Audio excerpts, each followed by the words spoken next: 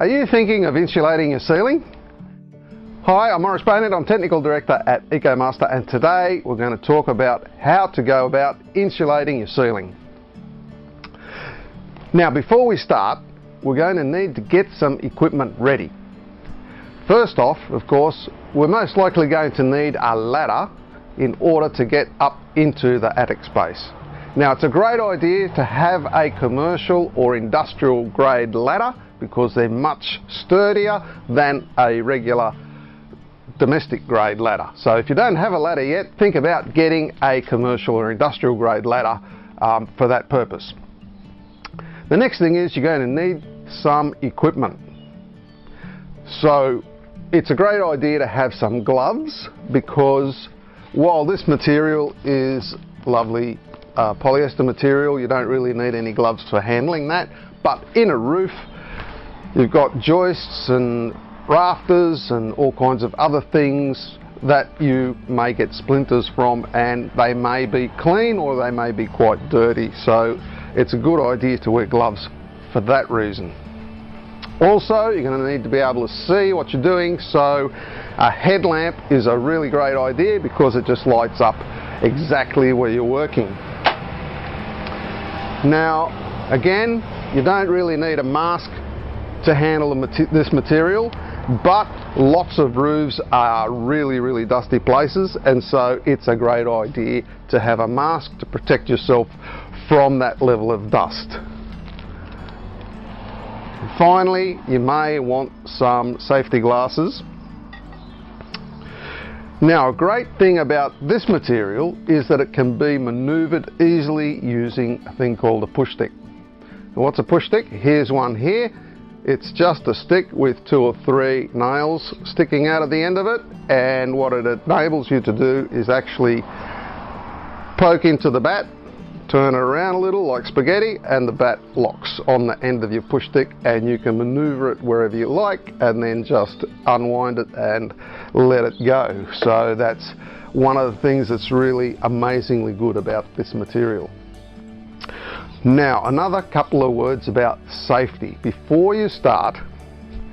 In a roof there is normally lots and lots of wiring, and so it's a really great idea to check your switchboard to make sure that you've got a residual current device, that's the safety switches, on your power circuits and on your lighting circuits.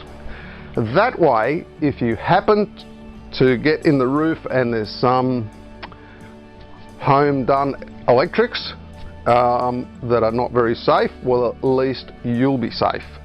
Okay, so if you find any electrical junctions where you can actually see the junction of the wires, that's not safe, and you better get an electrician in to have that fixed up. Now when you're insulating your roof, you may find that you already have some kind of insulation in your roof already. There's really 2 really common types of insulation that you're likely to find there.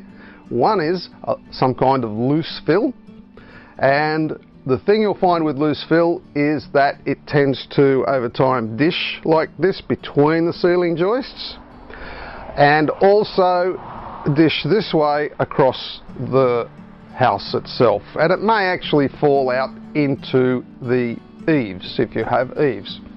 So before you start trying to insulate that, it's a really great idea to get in there and level it out as best you can. So for that, you're definitely going to want gloves and a dust mask because it is pretty grubby kind of work. But it's really worthwhile work because you're going to get a really fantastic result at the end. Now the other kind of that insulation that you're going to find are just regular bats, okay, and typically fiberglass bats. And what happens with those is over time you might have a couple of electricians up there or a plumber, and they will move bats around, throw them around, displace the insulation, and they very rarely put it back. So before you start insulating, it's a good idea to get in the roof and fix up the existing layer, if there is one, first, and make sure that you're starting from a good starting place. So there should be no gaps anywhere, and if there are gaps, then you can take a little bit of your new material and tear sections and fill in all the gaps. So it's really important that you're starting from a good base before adding more insulation. That way you're sure you're going to get the best possible result. Now a little word about different types of insulation bats that you might think about using. Of course, everybody knows about glass fibre bats, and behind me you see polyester bats. So why might we choose one over the other? Well, since about the year 2000, glass fibre bats have been made biosoluble. So when you breathe in the tiny little fibres, they dissolve harmlessly in your lungs. The other thing about glass fibre bats is over time the little glass fibres break, and typically after some years you'll have a look at the glass fibre bats and they're all up and down like a mountain range because they're in various stages of collapse. Polyester bats don't have any of those properties. So polyester bats are absolutely people friendly, they're easy to handle, easy to tear to size, and they'll last the lifetime of your building. Now insulation bats come in various different thicknesses, that's R values, so you might want to think about an R2.5 or an R3 in augmenting what's already in your roof, or an R4.5 or more if you're just insulating a never before insulated roof. Now the bats also come in two standard widths, 430 wide, that's for joists that are centered at 450 millimeters apart, and 580 wide, which is for joists or trusses that are 600 millimeters centers. Now that you've got all your equipment ready, you're ready to get in the roof. Now just a quick word about the ladder and maybe the use of a drop sheet. Now if your manhole is in a laundry that's tiled, you're better off not having a drop sheet. Just put the ladder up and make sure that it's sturdy and not going to slip around on the tiles. Having a drop sheet there is really just going to make it more difficult to have a sturdy ladder. But if your manhole is, for example, typically in a walk-in robe that may be carpeted, then it's a really great idea to put down a drop sheet first. Protect the carpet. There's almost always something's going to drop out of the manhole, and so have a drop sheet so that it drops on the drop sheet and you can just wrap it up at the end and the carpet is clean. Otherwise you might find that all that stuff's going to be on the carpet, and then as you go up and down the ladder you're going to tread it into the carpet. So it's a great idea to have that stuff ready and make it easy on yourself. Now the next thing that's going to make it really easy on yourself is to have someone help you at least load up the material up through the manhole. Now occasionally a manhole is big enough to have a whole bag put up through it, but it's not very often. So most likely you're going to need to unbag the material and have someone hand up 2 or 3 bats at a time to you in the roof. And the idea is that you spread the material throughout the roof, and how difficult that is and how much you can spread is going to depend on the shape of your roof and what's in there. Okay, so sometimes there's a lot of ducting and makes it quite difficult, and some roofs have got a high pitch and no ducting, so it's very easy. So, but the idea is get as much material in the roof as you can to begin with, and so then once that's all loaded up as much as you can, then get laying the material. Okay, so then you can have a good couple of hours of fitting the insulation without needing to go up and down the ladder. A word of warning about the weather. Winter time or spring and autumn, best times to do ceiling insulation. If you're going to insulate your ceiling in the summertime, then take great care about the weather, because if it's hot outside, it's really, really hot in the roof. And so if you're going to do that, don't do it on your own. Make sure that there's someone else there to help out, just in case there's a health issue. And the other thing is, start early in the morning when it's cooler, and stop once the sun gets on the roof, because it's going to be like a sauna. Okay, so take great care, drink a lot, and don't work in a roof during the hottest part of the day. Well, you can see behind me loads of insulation material. So we've taken the time to get in as much material as possible into this roof. Lucky that this is nice big open roof and it's not very difficult to get the material in. And so now that we've got all this material here, we're ready to start fitting it. One of the really great things about these polyester bats is that we can use a push stick in order to grab them and maneuver them where we want. Let me show you how that works. Okay, so why is this important? Because very often the edges of the building are not well insulated. That's because, especially with glass fibre bats, you can't do this, and so it becomes really difficult to get them onto the external wall where they should be. So with a thermal imaging camera, very often we can see the perimeter of the building not actually insulated.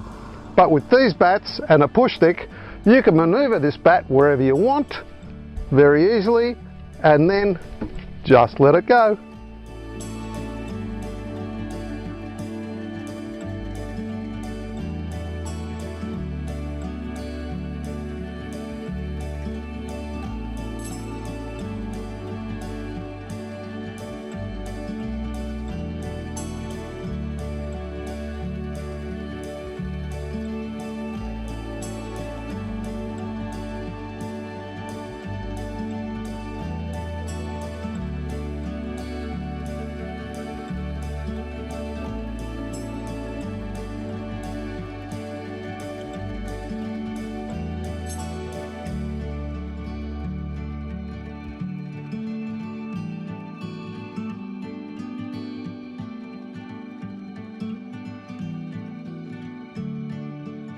One of the things that you may find in your roof is a change of ceiling level, like this. The result is vertical ceiling that we call bulkhead.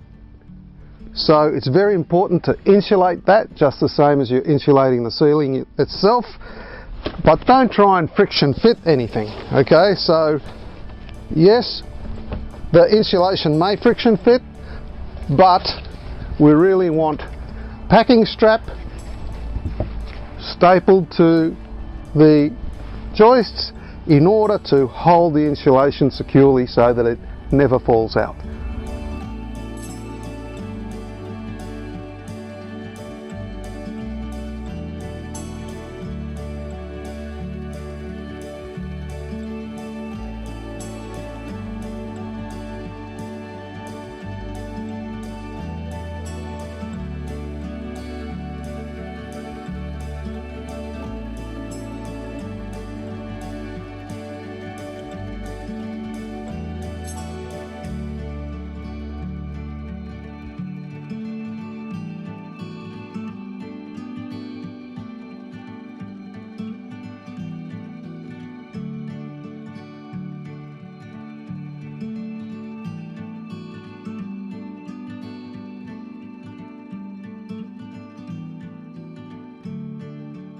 One of the things that you're going to find in every roof is a joist space where the material just doesn't fit.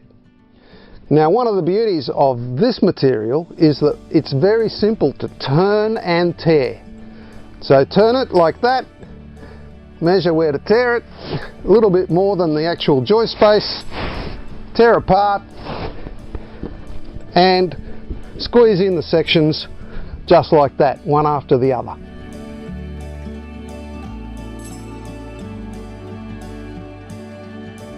Well, we're up to just laying the bats now, and this behind me is a veranda, so we don't have to insulate that, but we do have to insulate onto the external wall of the home, which is directly under my foot here. So here's a bat.